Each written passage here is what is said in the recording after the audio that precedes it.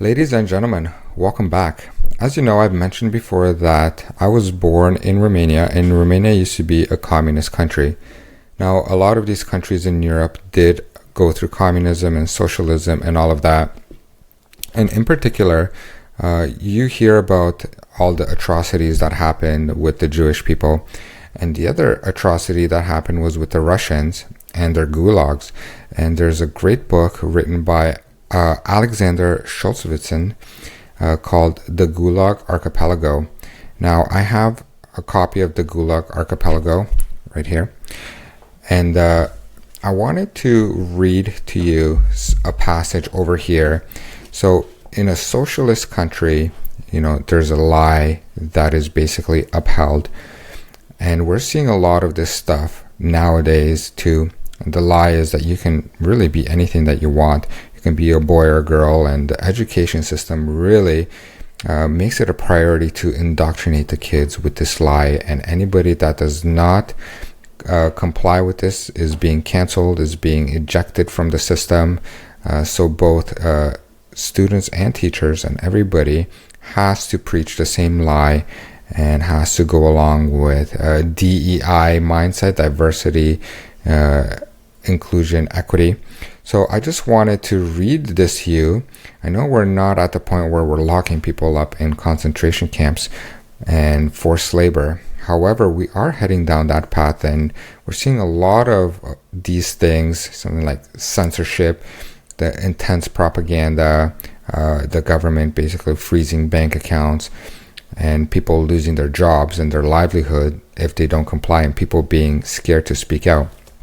So the nice thing is that people have been speaking out more and more, and hopefully we can turn the ship around before we reach really the bottom of these depths.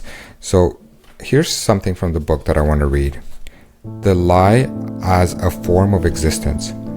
Whether giving into fear or influenced by material self-interest or envy, people can't nonetheless become stupid so swiftly.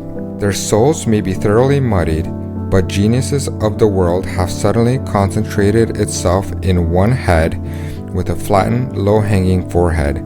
They simply cannot believe the stupid and silly images of themselves which they hear over the radio, see in films, and read in the newspapers. Nothing forces them to speak the truth in reply, but no one allows them to keep silent. They have to talk. And what else but a lie? They have to applaud madly, and no one requires honesty of them. The permanent lie becomes the only safe form of existence in the same way as betrayal. Every wag of the tongue can be overheard by someone, every facial expression observed by someone. Therefore, every word, if it does not have a direct lie, is nonetheless obligated not to contradict the general common lie. There exists a collection of ready-made phrases, of labels, a selection of ready-made lies, and not one single speech, nor one single essay or article, nor one single book, be it scientific, journalistic, critical, or literary, so-called, can exist without the use of these primary cliches. So, I'm sure as I've been reading that, you're probably thinking, that's exactly what's happening right now. We've got these ready-made phrases, labels that everybody's kind of put in. We got this overarching lie that everybody must nod. You gotta raise the pride flag. You gotta celebrate this propaganda as well.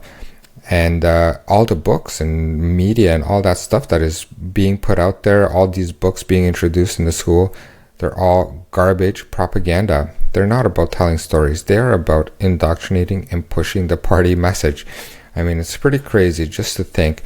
My family came to Canada to get away from communism, and now Canada has basically gone that route as well into being socialist. And it's very hard to believe. A lot of people who never grew up in communism, they don't know what's happening, because all of this happens gradually. And people from Europe, when I speak with them, they know exactly what's happening. And people who are living in Europe as well, I still have family there. Everybody knows Canada's reputation at this point and how Canada censors and treats their population. So everything that has happened in the past is bound to happen again, because it seems to me like people do not read history and do not understand. I highly recommend you have a read from the Gulag Archipelago, because there's a ton of great information here. And I want to read you one last thing that really stood out to me. Said, to stand up for the truth is nothing. For truth, you have to sit in jail. I mean, yeah, so right now we don't have to sit in jail. And the least anybody can do is stand up for truth. And really, it comes down to standing up for your kids. At the end of the day, if you're not spending time with your kids and taking the time to interact with them and teach something, somebody else will spend that time with them. And in this case, their head is going to be filled with basically government propaganda and nonsense. So as a parent, the most important thing that you can do is spend time with your family. Take your kids off the tablet and off the screen, because it's just garbage over there, and go outside and learn some practical skills and discipline. And that is going to take you a lot further in life than just basically mindlessly watching and getting your kid's head filled with other people's stupid ideas. Hopefully this encourages you. I know a lot of people who watch these videos are extremely smart, and I have a lot of good comments on the videos. I'd love to hear your thoughts as well.